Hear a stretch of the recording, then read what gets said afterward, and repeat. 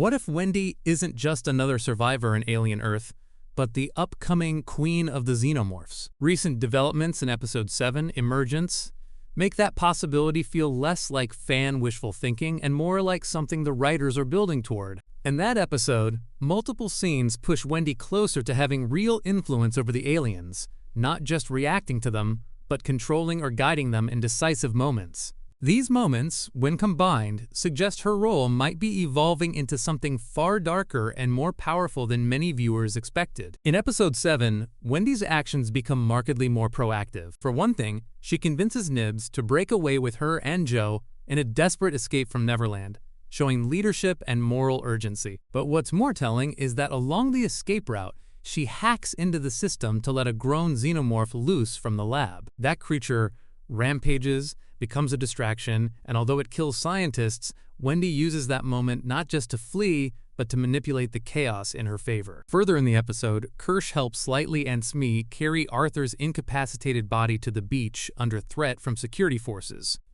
Arthur, who had been infected by a facehugger, regains a moment of consciousness just before a newborn xenomorph bursts from his chest. Wendy, Joe, and Nibs eventually wind up being held at gunpoint by Yutani forces, but Wendy, relying on her weird connection to the xenomorphs, manages to communicate or calm the grown creature, and it spares them. That scene is crucial. She doesn't simply avoid being attacked. She appears to command the alien's behavior in that moment. The way Wendy's xenomorph pet behaves in Episode 7 also acts like a guard dog. Once freed, it follows Wendy when she needs protection, fights off soldiers sent to recapture her, and plays a defensive role. It doesn't act purely on instinct of aggression, but responds to Wendy. That responsiveness is what many fans have pointed to as evidence of a deeper relationship, not just fear or survival. Also significant is Wendy's emotional journey in this episode. She's increasingly disgusted by how Prodigy dismisses deaths, especially Isaac's, and she acts in response, not just defensively, but with moral urgency. She doesn't want to leave without trying to save other lost boys. This indicates a growing sense of responsibility, even power. Her choice to release the xenomorph from the lab wasn't just for escape. It was an action she orchestrated, showing she understands leverage. Now, combining all that with what we've previously seen, the earlier episodes gave Wendy moments of calm, moments when xenomorphs hesitated rather than attack, small clues of recognition or deference. Episode 7 pushes those ideas further. Wendy can affect what they do. That raises theories that she may have latent queen-level influence, not necessarily laying eggs, but psychologically or biologically able to lead, to communicate, to protect, to direct.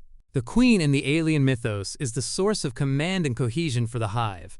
Wendy showing that kind of control makes her a plausible new version of this archetype.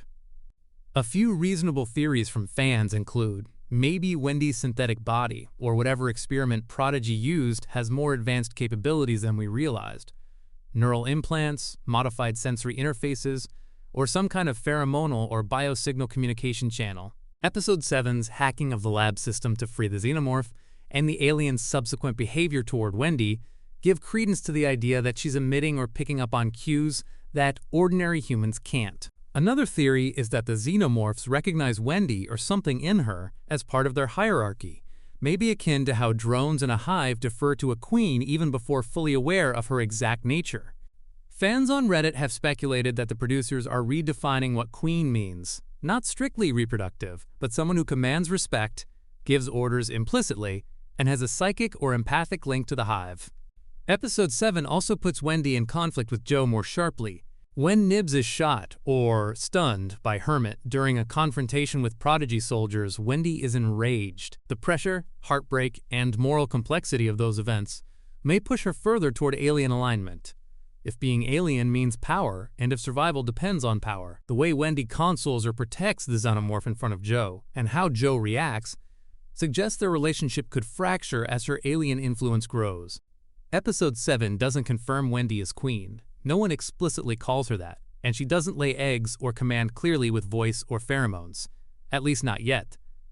But it builds a solid path toward that possibility. Her control is still emergent, ambiguous, and possibly dangerous. But where earlier episodes seeded doubts and subtle powers, Episode 7 gives moments of real action, freeing the xenomorph, having it fight off soldiers, sparing Wendy's life and using her influence rather than simply fleeing from danger. In short, based on Episode 7, the evidence for Wendy as a potential Xenomorph queen is stronger than ever. She is shown to direct alien behavior, make strategic decisions involving the aliens, protect them, and be trusted by them in moments when others cannot. The aliens' actions toward her are not just conditioned by fear or confusion, they seem responsive to her. Combine that with her moral complexity, her willingness to act when others are complacent, and her growing rift with human allies, and you have a character arc that points in the direction of queenhood. Whether the writers go full queen or keep it ambiguous remains to be seen, but Episode 7 shifted the scales in Wendy's favor. In Episode 3, the pattern grew clearer. Joe tried to shield Wendy from danger,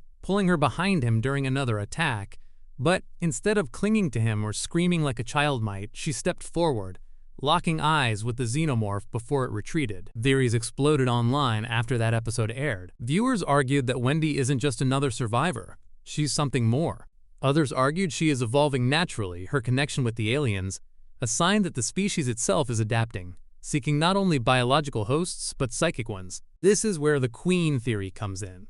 Traditionally, the Xenomorph queen is the towering mother of the hive, responsible for laying eggs and perpetuating the species. But what if Alien Earth is rewriting that mythology? Instead of a purely alien queen, the next generation might require a human vessel, someone capable of both commanding the hive and blending into humanity. Wendy, with her eerie calm and growing bond with the aliens, fits that role almost too perfectly. She doesn't fear them, and they don't attack her. If anything, they defer to her. Looking ahead, Episode 6 is primed to reveal more about Wendy's fate. If she continues to demonstrate control over the aliens, we may see her directly influencing their actions on a larger scale. The writers could easily build toward a climax where the Xenomorphs swarm, only to part around her, confirming once and for all her role as their queen. Of course, not every fan buys into the queen theory, but even the skeptics admit something is happening with Wendy that sets her apart. Some argue that she's simply immune to the usual terror response the Xenomorphs rely on. If you think about it, these creatures often thrive on fear, using their prey's panic to gain the upper hand. Wendy's unusual calmness might throw them off balance, making them hesitate long enough to seem like they're deferring to her. That wouldn't make her a queen, but it would still mark her as a unique survivor with a psychological edge no one else has. Even so, the image of her surrounded by hesitant drones has left too many breadcrumbs for fans to ignore. Other fans take a more nuanced view. They argue that Wendy may not be destined to become the queen in the traditional sense, but rather a bridge between humanity and the aliens. In this theory, her role is to create a new kind of relationship, one where humans don't just fight or flee, but coexist under her guidance. If that's the case, then Nibs' death takes on new meaning. Perhaps she represented the old world, the human stubbornness, fear, and aggression that can't coexist with the Xenomorphs. Her death, tragic as it was, could symbolize the breaking of that cycle, making way for Wendy's raised something new.